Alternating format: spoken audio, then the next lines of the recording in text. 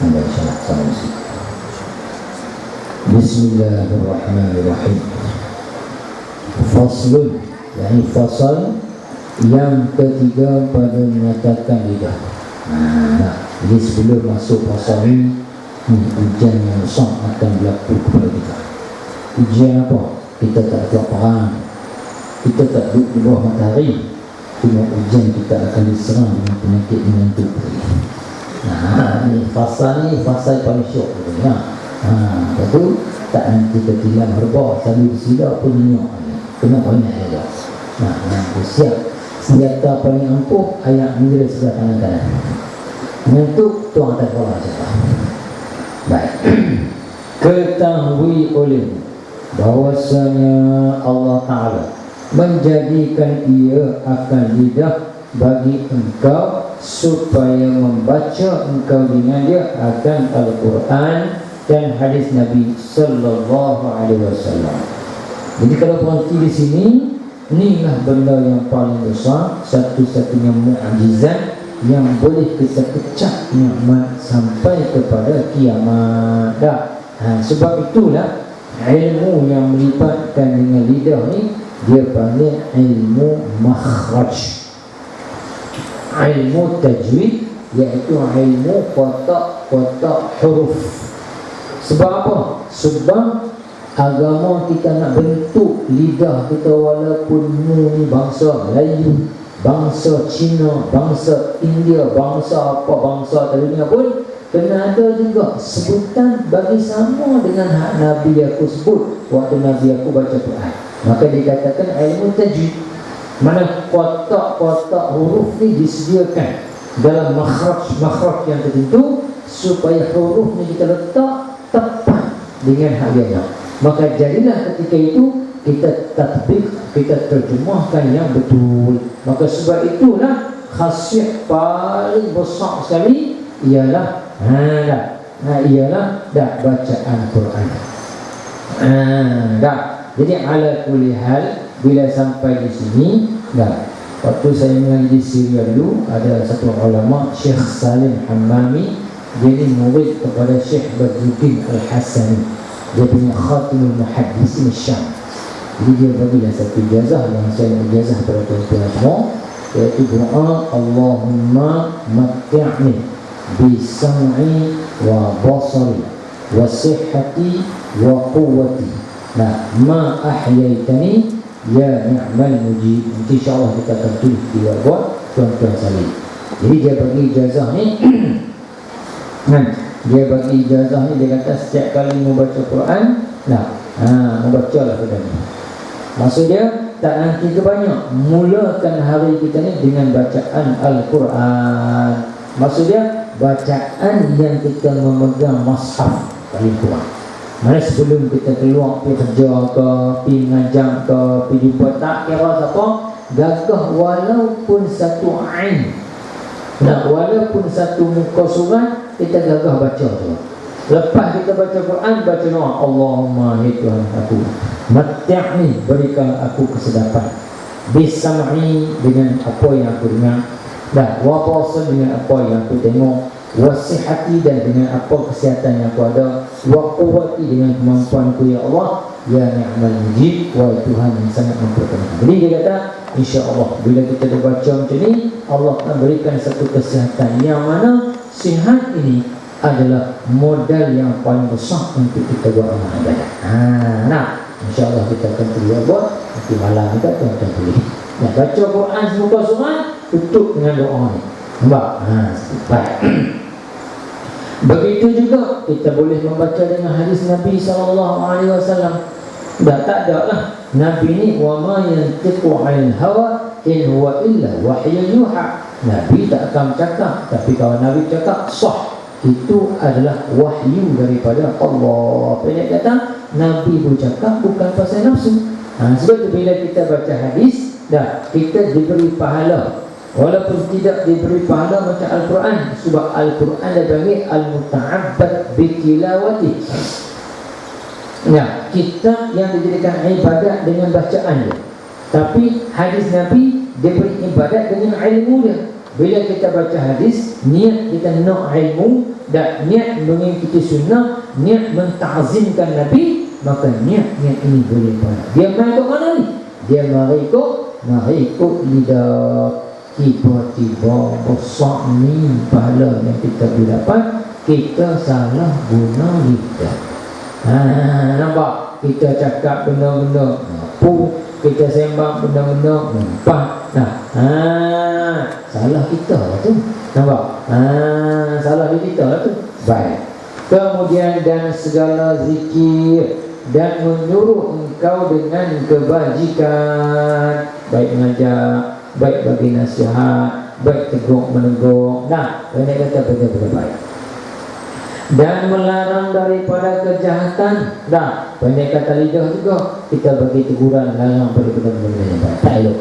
Dan memberi nasihat engkau akan orang Islam. Banyak kata ad-din an-nasihah. Nabi kata, ni nak tegur apa ni? Agama ni sebenarnya pakat tegur menegur seorang sikit. Kawan ni tegur, kawan tu tegur, kawan ni lah pakat-pakat bagi nasihat. Nampak? Sahabat tanya, qalu, berkata mereka sama, liman ya Rasulullah? Kalau kita tegur khana siapa? Nabi kata lillah, tegurlah khana Allah Ta'ala. Wali Rasulih, kita tegur khana kita ikut arahan Rasul. Wa i'immatil muslimin wa ammatihi, dan kerana dia sebagai ketua orang Islam, bila dia buat salah, mudarat dia itu besar, bukan setakat dia, bahkan satu negara, satu umat. Maka bila dia salah, kita kena tegur, dan tegur juga kepada semua orang Islam. Kenapa? Kerana orang Islam ini saudara. Dia kata, dan ini sebenar fosil, tuturkanlah dengan gaya bahasa yang terbaik. Baik. Dan menunaikan engkau akan hajat mereka itu orang Islam. Banyak kata tunaikan hajat, kita cakap dengan baik-baik, kita tunjuk dengan cara elok. Baik. Dan mendamaikan engkau akan mereka itu. Ini lumrah sebuah kehidupan. Kita masalah dengan kawan tu masalah dengan kawan. Baik. Macam mana cara kita nak berjaya? Gunakan kemampuan lidah kita untuk mengolah bahasa-bahasa yang terbaik, membuat cerita yang baik hingga berlaku perdamaian. Nampak? Baik.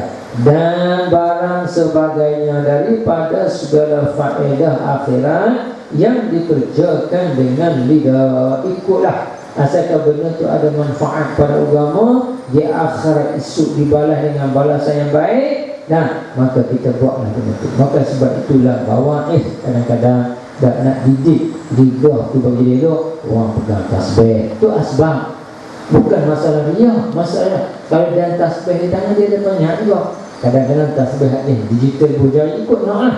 Kadang-kadang pasal apa? Nak asuh. Bukan masalah dia. Pasal kalau tak ada benda tu dia tak tanya. Tapi kalau ada benda tu, dia membangkitkan suara. Apa dia buat dia? Dalam hati kalau dia ikut nak. Baik. Seperti menjadikan Allah Ta'ala akal lidah engkau kerana maslahah dunia. Apa maksud maslahah? Yang kebaikan-kebaikan duniawi. Kawan nak nego. Sebab tu kita tengok. Sebab tu bila orang nak nego, dia kena pandai cakap. Dia tak boleh, pakcik kena beli jamnya harga RM50. Orang tak beli dia. Dia kena kempen. Kena orang satu manifesto. Kena beritahu kelebihan-kelebihan. Pakcik, saya nak beli jam. Pakcik kalau rebus pun jam, insya-Allah tak empuk pasal buat benda besi. Kalau bakar pun tak hamil lagi. Jam ni jalan. Kalau tak pernah pakai besi, ini buatan Jerman, tahan kuat apa. Bawah bang, RM500. Yang beli dulu. Tapi kalau main mula-mula sebut lagu tu, siapa nak beli? Banyak kata maslahah ni pun, cuba tengok orang yang dia pandai cakap, pandai bercerita. Cara-cara ni baik. Kalau dengan nak dunia tu kita pandai cakap, kenapa dengan akhirat kita tak pandai berdoa? Cuba tengok dalam kita hikam lah, di hujung-hujung. Tu mu'alif dia, Imam Ibnu Athaillah ni, dia berlengah-lengok noni macam dia bersembang dengan Allah Ta'ala. Pasal apa? Pasal dia nak berdoa, nak mendayu-dayu. Banyak kata apa yang dia hasrat dia nak, dia cakap, dia doa, dan benda tu lah dia nak suruh kita ikut. Pasal apa? Pasal boleh. Bukan tak boleh. Jadi kita salah guna. Kita noneh-noneh, ding-dong dengan orang betul habis. Tak ada lah. Dengan Allah Ta'ala, ikutlah Tuhan nak pergi tak pergi. Apa nak dia pergi? Tak sepatutnya dengan Allah Ta'ala kita kuat berdoa. Tak, mengaduhai kita dengan Allah Ta'ala. Sebab kita kata, masalah dunia pun, nah, kita guna hidup. Masalah akhirat pun kita guna hidup. Baik. Seperti mencari harta dengan segala akad, seperti akad jual beli dan akad sewa. Kalau itu dipanggil perjanjian baik, percakapan baik, rundingan baik. Semua kita guna untuk masalah ni, kita gunakan hidup. Jangan guna sia-sia. Baik. Dan hendaklah syukur engkau atas nikmat lidah ini dengan memelihara daripada barang yang tiada dijadikan kerana dia. Jangan kita jadikan lidah ni benda yang bukan diciptakan oleh Allah Ta'ala kerana benda tu. Allah Ta'ala buat lidah untuk kita mengumpat ke? Allah Ta'ala buat lidah untuk kita bohong orang ke? Allah Ta'ala buat lidah untuk kita kata dah. Allah Ta'ala jadikan benda yang cukup bernilai. Dan apa katakan lidah kita ada, tapi kita tak ada suara. Waktu itu baru kita tahu betapa hebat besarnya nikmat. Maka sebab itulah bila nikmatnya besar, Tuhan nak bagi satu tugas yang besar, tak ada lah paling besar, iaitu baca Al-Quran. Sebab tu bila kita bangunkan mahat tahfiz, galakkan anak-anak baca Quran. Allahu Akbar. Pahala terbesar tak tahu macam mana. Sebab apa? Ni bukan senang. Pilihan Allah Ta'ala. Daripada suara tu jadi penyanyi dah, Tuhan tukar jadi orang ni hafal Quran, hafal qasidah. Nampak? Dan benda itu boleh berlaku kepada manusia. Maka sebab itulah ini dipanggil manfaat agama yang besar kena jaga. Daripada berkata-kata, jangan kita buat benda yang tak layak ni. Macam mana? Daripada berkata-kata dengan yang dilarang, seperti berdusta yang menyakiti akan orang yang lain. Kita bohong orang. Siapnya janji lagi. Tak apa, jangan takut, saya ada. Waktu mana nak pakai duit, dia ketuk rumah, saya boleh bagi. Kita pun letak di hati lah gitu. Bila main terkejut tempat kepik, pipi cari-carinya lah. Hanya bagi alasan. Baik, waktu tu macam mana perasaan kita? Allah, hari tu dia kata dia boleh bagi, hari tu dia kata dia boleh tolong. Kita pun letak dia lah, tiba-tiba dia lari. Allah, nampak? Sedih pilu tu mesti tak tahu nak apa. Macam tu juga. Kalau kita yang benar, apa perasaannya? Jadi maknanya jangan kita dusta. Jangan kita. Tengok kadang-kadang orang dia cakap, dia panggil nak ambil manis dulu. Mudah sangat buat janji. Macam mana boleh? Boleh. InsyaAllah kita. Mai waktu nak jadi, dia lari dah. Hari tu kata boleh, ni tak boleh. Masalah. Jadi banyak kata kena sama. Kalau tak boleh, cakap tak boleh. Kalau boleh, kita boleh. Jangan kita nak ambil manis muda, menyebabkan kita berasa manis yang kau buat tu pedih tak dengar orang. Nampak? Takut lagi tu. Baik.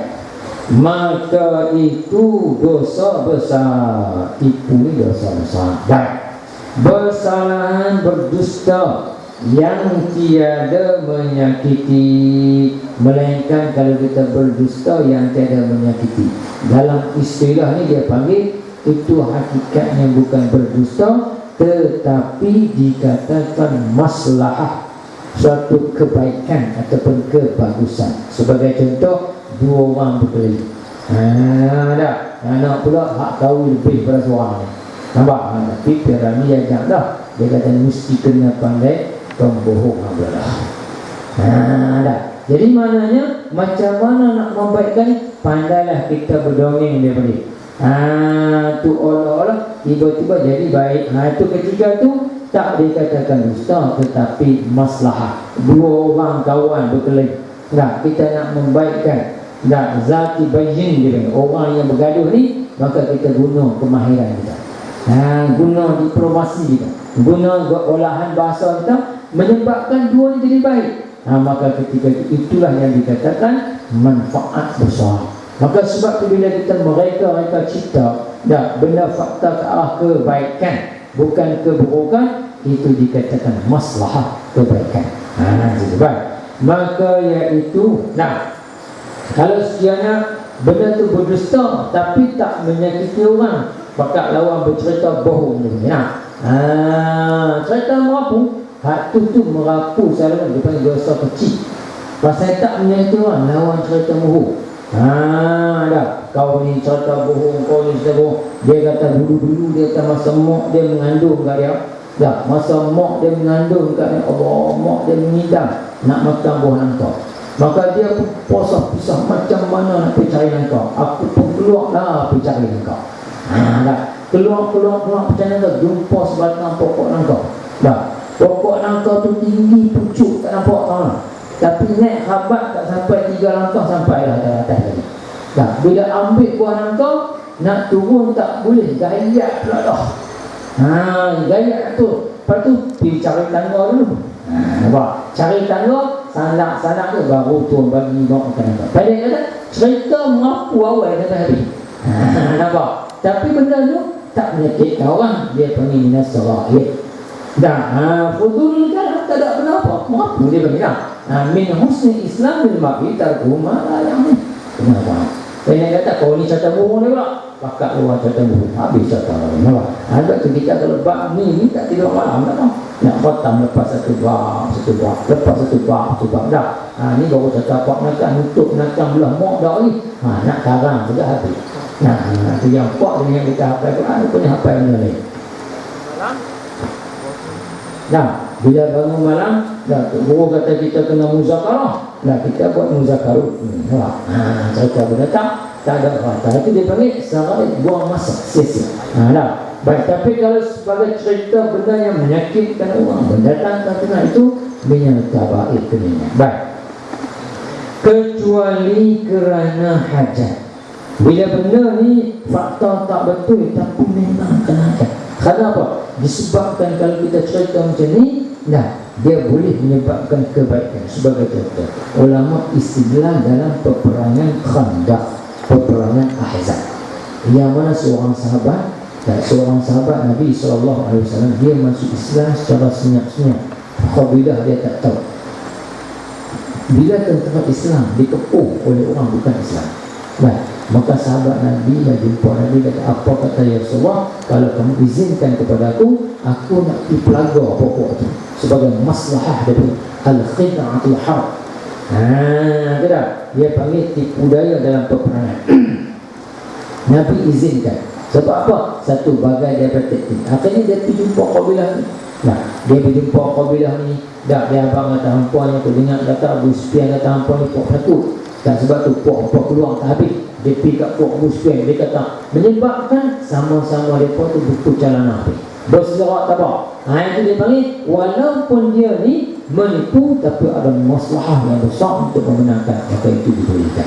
Maka sebab itu maka tiada ada ia dosa seperti berdusta kerana mendamaikan antara manusia.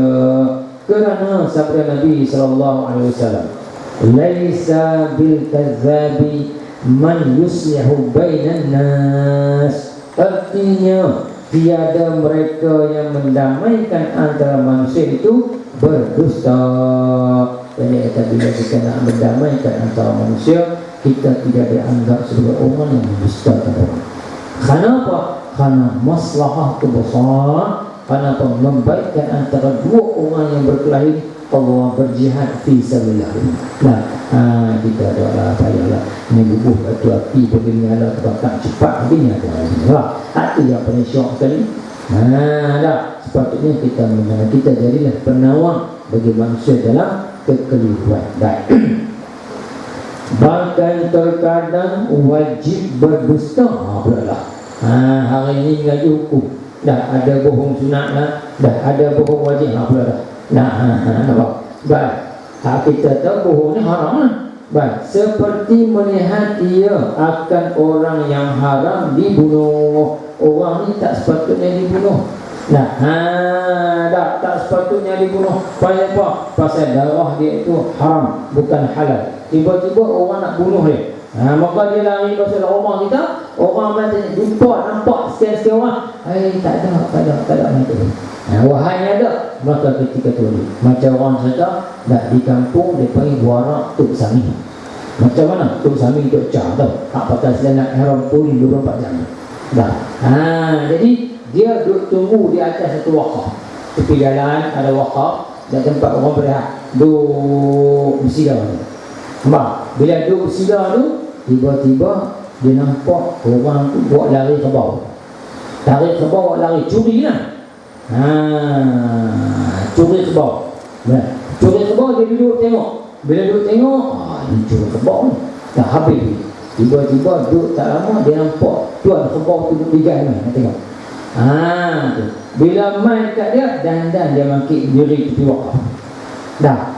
Lepas tu tuan ke bawah tanya, Tok Sami, dah, ada nampak dah?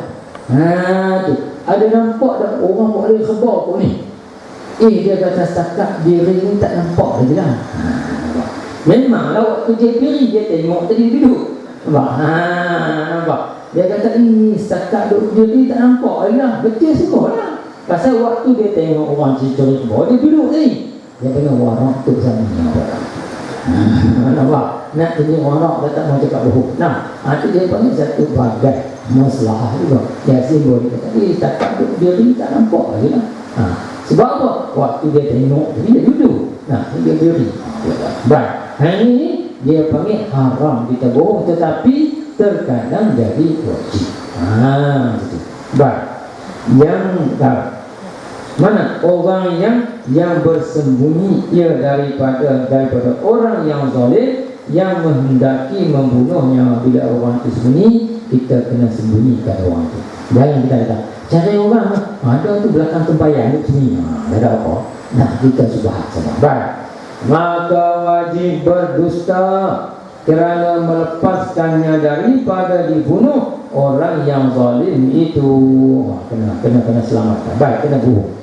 Dan seperti mengumpah yang haram lagi, maka iaitu menyebut engkau akan saudara engkau dengan perkataan yang dibenci. Dia akan berkata, memang dia tak suka kita sebutkan kecacatan dia, dan tak semesti sebut. Walau kita tulis dengan SMS ke, dah tulis dengan sahabat, tak ikutlah. Asalkan benda tu mengaitkan. Topik dia macam mana? Ulama kata topik dia ni, setiap kita cakap dia tidak ada dalam majlis percakapan. Baik, apa kata sekiranya kita ambil dia, letak depan kita. Baik, kita bercakap pada orang lain, dia dengar. Dia setuju ke ataupun dia tak setuju? Kalau dia tak setuju, tu dikatakan mengumpat. Kalau dia setuju, tu tak apa. Nampak? Jadi kita mencerita keburukan orang ke, ataupun perihal seseorang di belakang dia. Ini tidak kata apa lah. Tok Guru, cara-cara Tok Guru. Orang alim, cara-cara orang alim. Orang awam, cara-cara orang awam. Laki-laki, cara laki-laki. Perempuan, cara. Benda free kita ke bahasa. Tak benar tak kena banyak duit. Cuba mengumpat 10 minit kena banyak duit lah. Macam cakap telefon, mula ada kompis ni. Tapi benda free. Ataupun siapa mengumpat, kalau dia tidur mangkit pegesuk, ayat dia basi, dia macam gahuhu. Nak buka mulut, aku ngumpat malah. Pendek kata pegang tasbih lah tidur. Nampak? Tapi Allah Ta'ala tak maha kaya. Cuma dia inzatkan, dia beritahu. Dunia buatlah kat mana pun, tapi kena ingat di akhirat kasih. Baik. Kalau begitu, maka iaitu haram dengan ijma' ulama. Ulama kata mengumpat ni haram. Usaha kita elakkan dari kita. Walau kita tak setuju, walau macam mana pun, walau perasaan nak pun, jangan pilih. Sabar-sabar. Baik.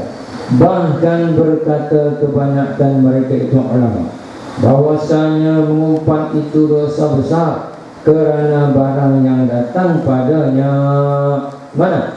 Daripada beberapa janji siksa yang bersanatan, seperti firman Allah Ta'ala, Ya ayyuhalladzina amanu ijtanibu katsiran minadh-dhann inna ba'dadh-dhanni itsm wa la tajassasu wa la yartab ba'dukum ba'dhan ayuhibbu ahadukum an ya'kula lahma akhihi maitan fakarihtumuh wattaqullaha innallaha tawwabur rahim. Artinya, hai sekalian mereka yang beriman, tak kira lah bangsa apa pun, baik Melayu, baik Cina, baik India, baik Arab, baik orang putih, asalkan beriman dengan aku, ini arahan yang kena bagi. Kata Allah Subhanahu wa ta'ala. Baik. Jauhkan oleh kamu akan banyak daripada sengka. Cuba-cubalah kita jangan sengka buruk. Main perasaan. Sebab bila main perasaan tak elok tu, kita nak buat firasat ramalan kita sendiri. Dah Nabi SAW dalam hal lain beritahu, dah khoslatani la fawqahuma khairan. Ada dua benda yang tak ada lah atas pada ni kebaikan. Inilah yang paling baik sekali. Mana? Tu dah Nabi kata yang pertamanya dah az-zannu bil khair ma'allah, dah az-zannu khair ma'al mu'minin. Yang pertamanya kita sangka baik dengan Allah, dah yang kedua sangka baik dengan orang yang beriman. Wa khaslatani laisa faqahuma syarr. Nah, dan dua benda tak ada ni yang paling teruk sekali. Mana? Sangka buruk dengan Allah. Su'uz zanni ma'allah wa su'uz zanni ma'a ibadillah. Tak, kita sangka tak elok dengan Allah, kita sangka tak elok dengan hamba Allah. Tak ada benda. Inilah benda yang merosakkan. Pendek kata, dah Nabi pesan hari lain, zunnu bil mu'minina khairah. Bersangka baiklah kamu dengan orang yang beriman ini akan sangkaan yang baik. Nah, kita bersangka baik. Nampak? Baik. Sangka iaitu sangka yang jahat, kerana bahawasanya setengah daripada sangka itu dosa. Kita ada buat ramalan, bahawa benda itu tak berlaku macam tu, ini bahaya. Dan jangan kamu mencari, jangan meriksa ghaib. Nah, ghaib mana? Aib. Nah, kecacatan manusia. Siapa-siapa yang mencari kecacatan orang, Allah Ta'ala akan buka kecacatan dia. Dan sesiapa yang menutup kecacatan orang, man satara ayuba akhihi satarallah ayubahu. Sesiapa yang menutup kecacatan saudara dia, Allah Ta'ala akan menutup kecacatan dia. Hari ini benda ni tak ada, tuan-tuan sebahaya dalam masjid pun jadi benda tak elok. Dah benda menuduh, dah benda tak elok dah. Kalau seolahnya nilai maruah manusia tu dah tak bernilai dah. Dah tulis dalam sahabat, kata betul lah, kata macam tu. Memang kita buka akan bongkar segala keaiban orang. Dah macam mana Tuhan tak buka keaiban kita? Nah, tapi kalau kita tutup keaiban orang, Allah akan tutup keaiban kita. Pada hari tidak ada siapa yang boleh menutup keaiban seseorang, iaitu hari kiamat itu. Baik. Dan jangan mengumpat setengah kamu akan jangan kita juga kata orang. Baik. Adakah suka seorang kamu bahawa makan ia akan daging saudaranya pada ketika mati? No, apa? Anda kata kawan tu mati, yang pisau cubit sikit dia paha gori makan, kerak sikit di hatinya, tak mungkin Allah macam mana nak makan ni. Nah, tapi kalau orang yang mengumpat ni soalan benda busuk dia nak makan. Baik, maka benci kamu akan dia. Pasti kita tak mau. Nah, pasti kita tak mau pasal apa? Allahu Akbar. Bangkai tu, mayat tu, dah orang pula. Tentu kita kena berkasih sayang. Oh, ini jenazah saudara kita ni. Dah, kita buat yang terbaik. Takkan kita nak kenal kawan dah mati dah.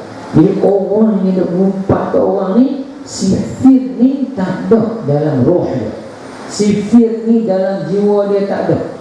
Soalnya lagi tak belahak, lagi tak kenyang, ni sumpah cukup-cukup kan bahaya. Kena banyaklah. Baik. Dan takut oleh kamu akan Allah Ta'ala, bahwasanya Allah Ta'ala itu sangat menerima taubat, lagi sangat kasih sayang. Dah, kalau gitu kita kena ubah, kita punya attitude, dah ubah, tukar persepsi kita ni, tunjukkan kita kepada benda yang elok. Dah, selama kami kita mengatakan orang kita ini juga, carilah yang terbaik, berlemah lembut. Berlemah lembut. Baik. Dan telah menceritakan oleh Al-Baihaqi dan Al-Tabrani dan Abu Syekh dan Ibnu Abi Dunya, Ibnu Tamu, Ibnu Abi Dunya ini yang kedua, daripada Jabir dan Abu Sa'id radhiyallahu anhu, daripada Jabir dan Abi Sa'id radhiyallahu anhuma, berkata keduanya, sabda Rasulullah sallallahu alaihi wasallam, iyyakum wal ghibata fa innal ghibata ashaddu minaz zina. Qila lahu kaifa? Qala inna ar-rajula qad yazni wa yatuba fayatubu Allahu alaihi wa inna sahibal ghibati la yaghfiru lahu hatta yaghfira lahu sahibu. Artinya, jauhkan oleh kamu akan diri kamu. Maksudnya, apa maksud jauhkan kamu? Kita nak jauh kat mana? Ustaz, diri kita tu dah masuk ibarat ayat Arab lagi tu. Maksudnya, peliharalah kamu akan diri kamu dengan sesungguh, dengan sebenar-benar pemeliharaan. Kita jaga kenderaan kita takut kotor, jaga takut bercalar, jaga kotor. Dah, satu kena jaga, tapi banyak-banyak benda kena jaga. Tolong jaga batang tubuh kita.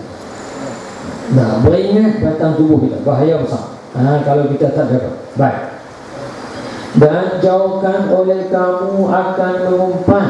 Dengar tak orang popeng dah tak orang kita lima dah hak melekeh hak. Sebab bila mengumpat ikut nafsu, mesti kita kena melekehkan orang. Kalau melebihkan orang tu, orang tak mengumpat, orang pengen memuji lah pula. Masya Allah, bagusnya dia ni hak tu, puji lah pula orang pengen. Baik. Kerana bahawasanya mengumpat itu lebih bersangatan daripada berzina.